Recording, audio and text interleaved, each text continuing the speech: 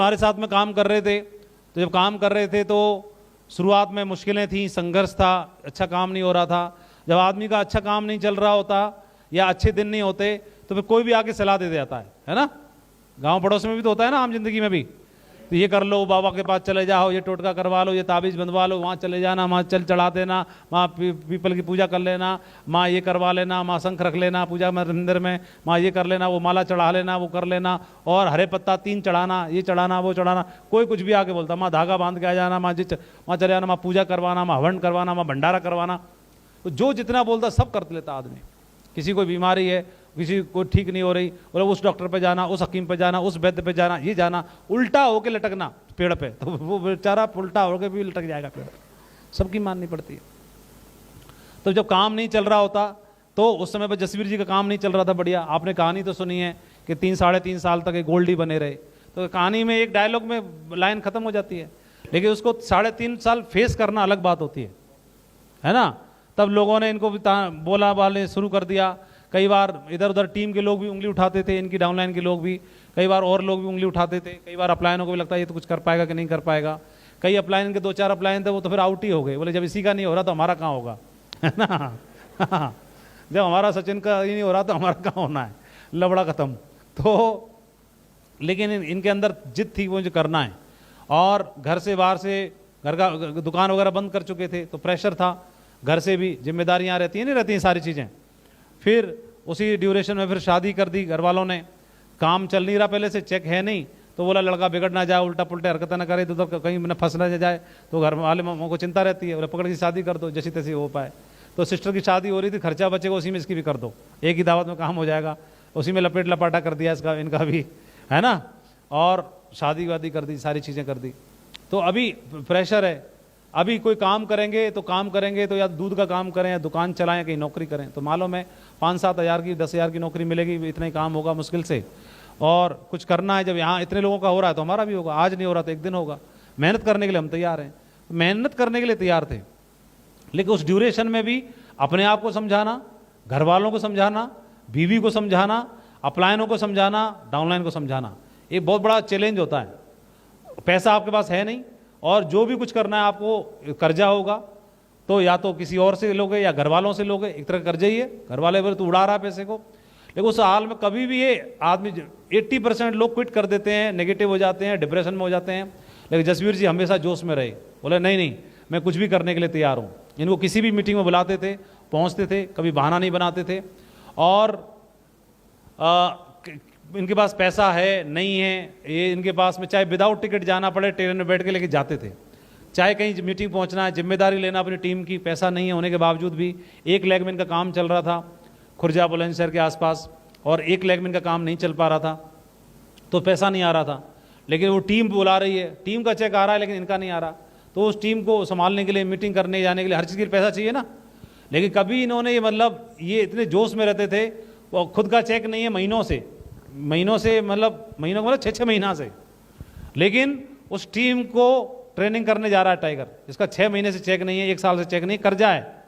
जो भी रोटी खानी है, इवन ऐसा भी टाइम पास किया कि खाने के लिए पैसे नहीं है, तो बता मंदिर में जाकर के या गुरुद्वारे पे जाकर के भी अपना टाइम पास कर रहे थे। बोलो वहाँ पे जाके खा लो, ये कर लो, वो कर लो, ऐसे कर लो।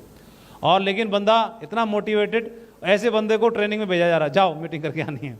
और मीटिंग ऐसी हो रही है तो फाड़ के रख दिया, बंदे वहाँ से विजन लेके जा रहे हैं, जोश में इतना बंदा।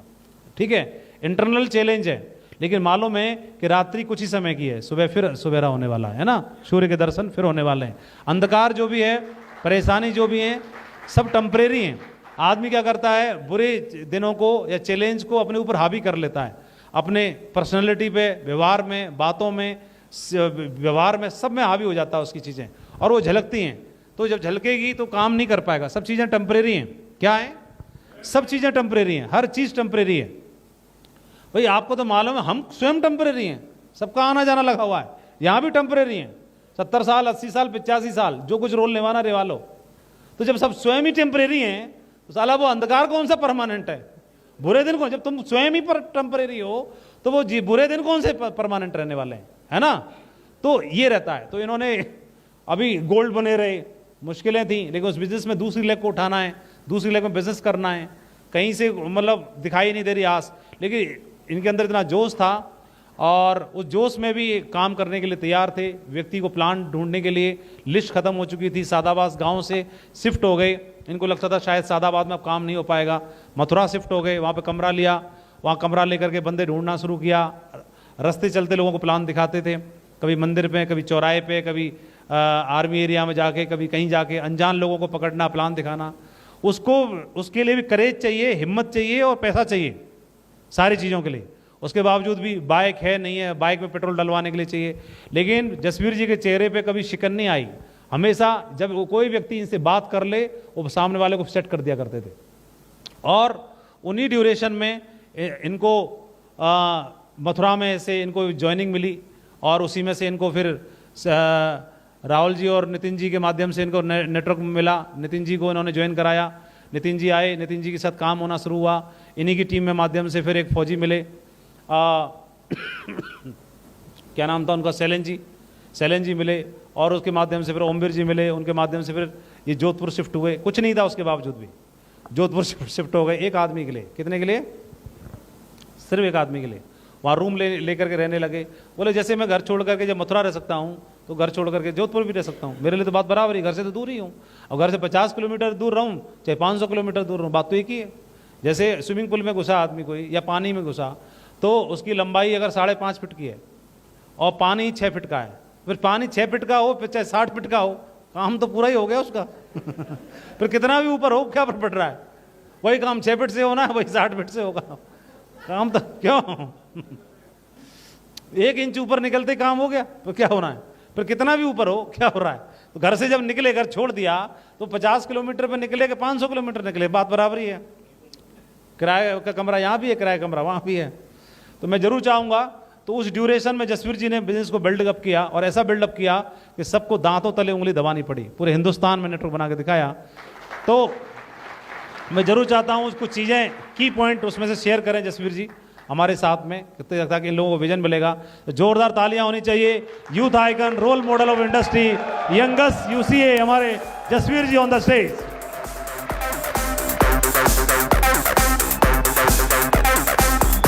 धन्यवाद, बैठिए प्लीज। थैंक यू, बैठ जाइए।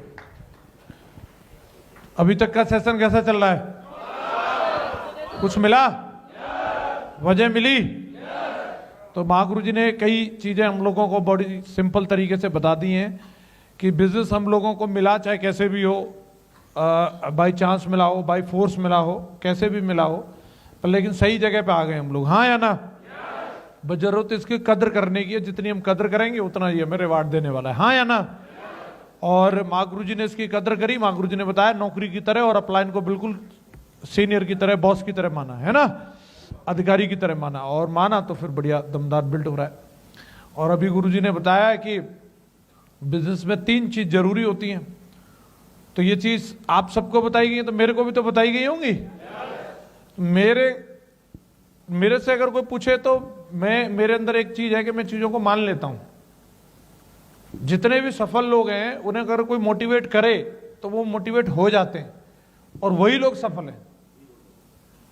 कई लोग ना बिल्कुल इतने कठोर रहते हैं कि उन्हें कोई मोटिवेट करे वो होते ही नहीं,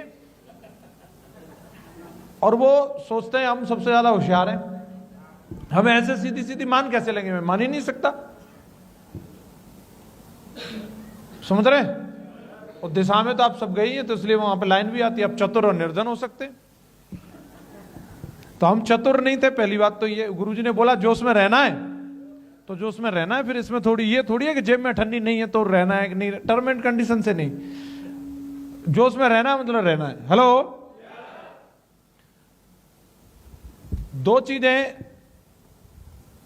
एक तो यह कि आदमी को अगर जैसे डबल माइंड रहता है ना व्यक्ति, तो उसकी जो प्रोडक्टिविटी होती है वो डाउन हो जाती है और वो अपना कहीं पे भी बेस्ट नहीं दे पाता। तो मेरा जो था, जो कुछ भी था, मैंने सारे पीछे के पुल जला दिए थे। जीना मरना सब कुछ मैंने फाइनल डिसाइड कर लिया था, सेफ शॉप में ही करना है।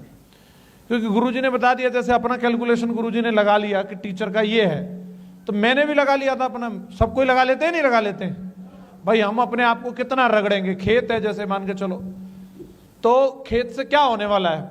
मेरे से ज्यादा तो मेरे पिताजी के पास था। हम तो 2 भाइयों से आधा ही आएगा ना पिताजी से तो। अरे हाँ या ना? और जितना उन्होंने रगड़ा उतना तो हम रगड़ भी नहीं सकते। उनसे ज्यादा हमारे दादाजी के पास था कि पिताजी 6 भाई थे,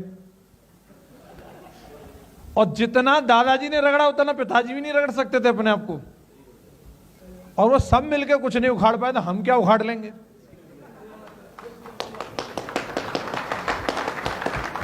बताओ, अगर हम ज्यादा वीर बहादुर बन रहे हैं तो हम उनकी मेहनत पर शक कर रहे हैं।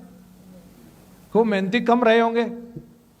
मेरी नजरों में तो हमारे दादाजी खूब मेहनती थे, पिताजी भी खूब थे, और मैक्सिमम पोटेंशियल देख लिया उन्होंने, यहां से कुछ नहीं होना जाना।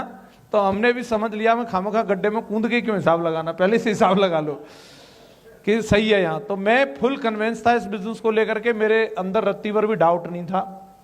और जब भी व्यक्ति डाउट रखता है कि मैं ये करूं कि वो करूं, तो उसका एक्साइटमेंट ऑटोमेटिक कम हो जाता है। वो फिर उतने मन से उस चीज को कर नहीं सकता।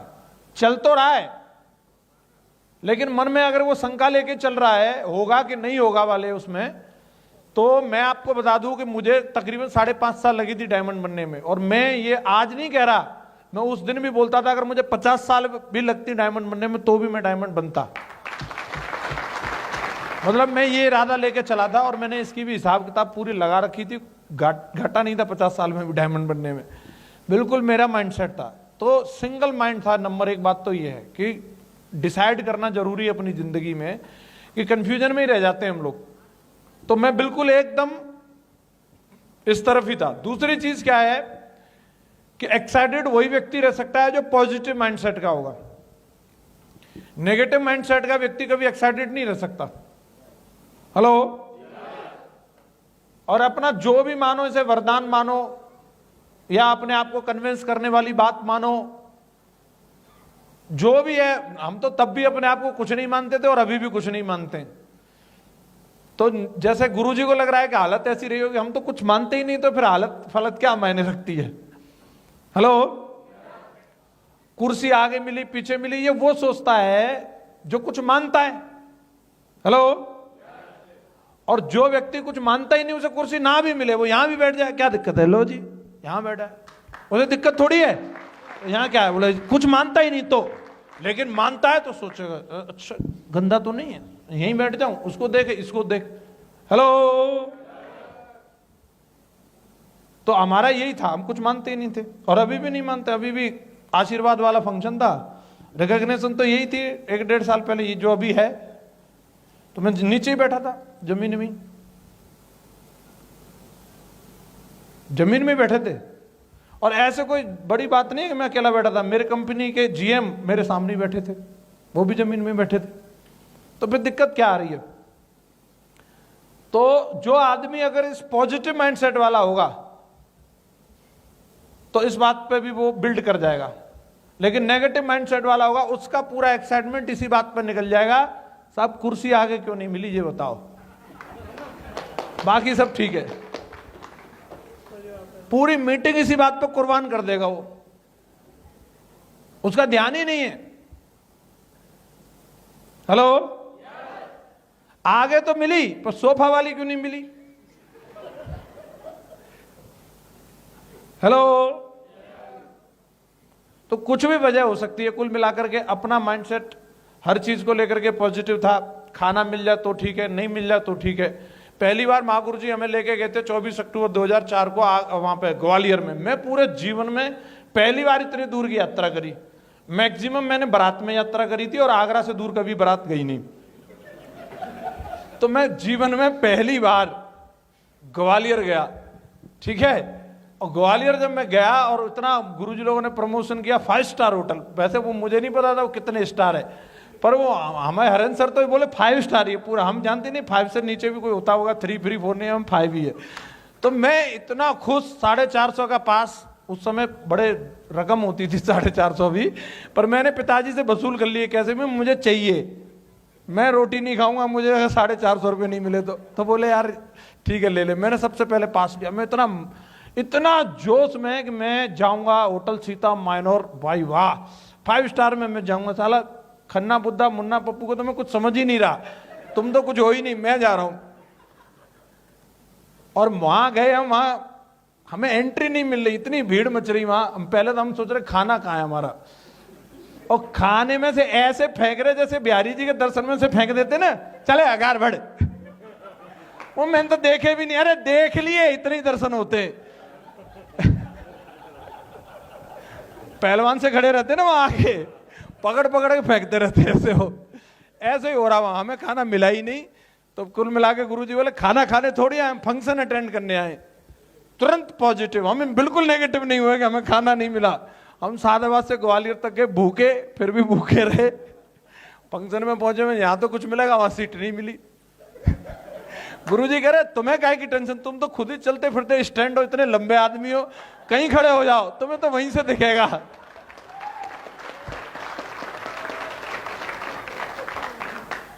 आदमियों को फंक्शन में जाने के ये दो जोश रहते हैं, खाना बढ़िया मिल जाए, फंक्शन में बैठने की सीट मिल जाए, दोनों कैंसिल, न खाना और न सीट। हेलो, भीड़ इतनी, कुछ भी पता नहीं चल रहा वहां क्या हो रहा है, पर हाँ कुछ हो रहा है, तगड़ा हो रहा है। सब ताली आगे से बजा देते, हम भी पीछे से बजा देते हो। मैं ये सोचता था इतने सब लोग हैं, सब पागल नहीं है, और तू इनसे ज्यादा चतुर नहीं है, जब ये सब कर रहे तू भी कर ले।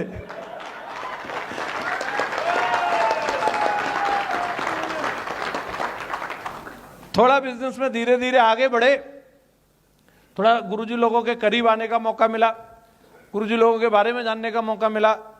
गुरुजी जितनी सिंपल तरीके से सारी चीजों को अपने बारे में बता रहे हैं, सिगरेट सिगरेट, तो गुरुजी तब भी चलो सिगरेट तो सही, अब हमारा अगर बात करोगे, गुरुजी ने तो देखो मैं बता रहा हूं, गुरुजी ने तो IAS PCS के भी फार्म भरे हैं। ये मैं सच बता रहा हूं। अच्छा, जो भरेगा कौन, जिसको 1% तो लगेगा शायद मैं बन सकता हूं, बोलो हाँ या ना। और बोला भी होगा गुरुजी ने कि मैं बनूंगा। मैंने भाई साहब अपनी जिंदगी में कोई मास्टर बनने की नहीं बोली। मैं जैसे बोल देते ना मजाक में भी, मैं पायलट बनूंगा, डॉक्टर बनूंगा, ऐसे पूछते, मैंने बचपन में भी नहीं बोली। मैं क्यों बोलूं जब मैं बनना ही नहीं, मुझे अपनी परसेंटेज मालूम है।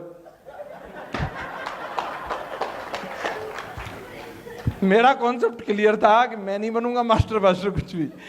अब मैं देख रहा हूं ये अगले आदमी बने हुए हैं ऑलरेडी।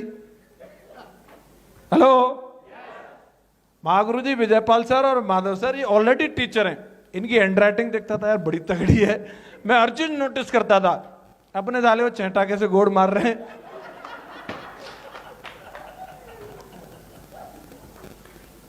मेरे पिछले 19-20 साल में मेरे जीवन में मैं मानता हूं मेरी जिंदगी में सबसे बुद्धिमान आदमी यही दो लोग हैं, और मैं सारी दुनिया एक तरफ और मेरे अपलाइन एक तरफ। हेलो, मेरे 1000 सवालों का जवाब है। मैंने कभी नेगेटिव होने की सोची नहीं। अगर हम इतने मंद बुद्धि कि नेगेटिव हुआ जा सकता है ऐसे हमें ख्याल ही नहीं आया। ये हमें अधिकार है, ये हमें हमारे मालूम ही नहीं। गुरुजी ने बोला आप तो बहुत बड़े लीडर हैं, मैं चलो ये अधिकार भी खत्म हुआ, बड़े लीडर नेगेटिव नहीं हो सकते। हेलो, और गुरुजी चाहे झूठ मूठ को बोल दें, उस बात को मैं सत्य मान लेता था, चाहे गलत फहमी सही। वो गलत फहमी मैंने आज तक नहीं निकाली। हम बड़े लीडर नहीं है, हम मान लेते हैं हाँ हम बड़े लीडर हैं, और बड़े लीडर को तो खाना ना मिले तो भी कोई दिक्कत नहीं, ठीक है गुरुजी। बड़े लीडर को सीट ना मिले तो भी कोई दिक्कत नहीं, ठीक है गुरुजी। और बड़े लीडर को चेक भी ना मिले तो भी कोई दिक्कत नहीं।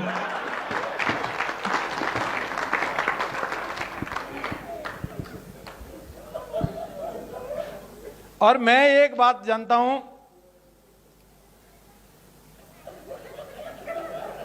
सिचुएशन जैसी भी रही, देखो ये बात तो पक्की है, जब आदमी का 1.5 साल चेक नहीं आएगा भाई साहब नानी तो याद आएगी। मेरा जो भी था, मम्मी पापा मेरे को जो भी बोलते थे, वो कहते कि ये नहीं है, वो नहीं है, ये इसका बहन की शादी करनी, फलाना करना है। मैं जो कुछ भी है वो यही है।